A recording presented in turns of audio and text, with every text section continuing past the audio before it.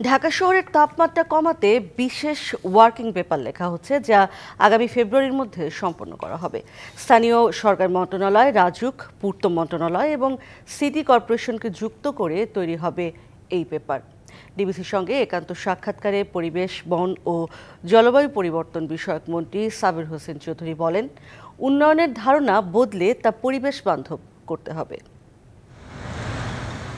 অতিরিক্ত কার্বন নিঃসরণের কারণে সারা বিশ্বেই তাপমাত্রা বাড়ছে।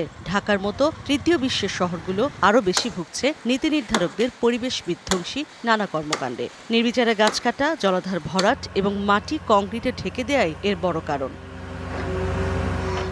পরিবেশমন্ত্রী জানান, শুধু গাছ লাগিয়ে এই সমস্যার সমাধান হবে না, প্রয়োজন সমন্বিত উদ্যোগ। এজন্য নতুন পরিকল্পনা নিয়ে আসছে পরিবেশ মন্ত্রণালয়। আমরা যেটা পরিবেশ মন্ত্রণালয় থেকে যেটা করছি, ইতিমধ্যে আমরা আপনার একটা ওয়ার্কিং পেপার তৈরি করছি। আমরা চাচ্ছি স্থানীয় সরকার মন্ত্রণালয়, রাজুক, পূর্ত, সিটি কর্পোরেশন, আমি যদি নগর নিয়ে কথা বলি, এবং এই যে সম্ভাব্য জায়গাগুলো চিহ্নিত করা, যদি আমি এখানে নগর বনায়নের প্রকল্পটা আবার নতুনভাবে চালু করি, কোন কোন জায়গায় আমি গাছ লাগাতে পারবো, কী ধরনের গাছ লাগাবো, কোন সময় লাগাবো, এই বিষয়গুলো নিয়ে এখন উন্নয়নের প্রচলিত সংজ্ঞায়ন পাল্টে নতুন ধারার কথা বলছেন সাবির হোসেন চৌধুরী। নতুনভাবে চিন্তা করার ভাবার বিষয় আছে।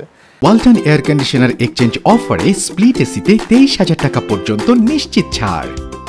সেটা হচ্ছে, আমরা যেভাবে আমাদের নগর পরিকল্পনাগুলো করছি, যেভাবে আমরা আমাদের উন্নয়নগুলো সাজানোর চেষ্টা করছি, আসলে সেখানে একটা কোর্স কারেকশনের প্রয়োজন। একদিকে আমরা বন ধ্বংস করি, আমরা গাছ কেটে ফেলি, আবার বলে যে আমাদের এটা গাছের প্রয়োজন আছে, তাহলে তো এটা গেল না।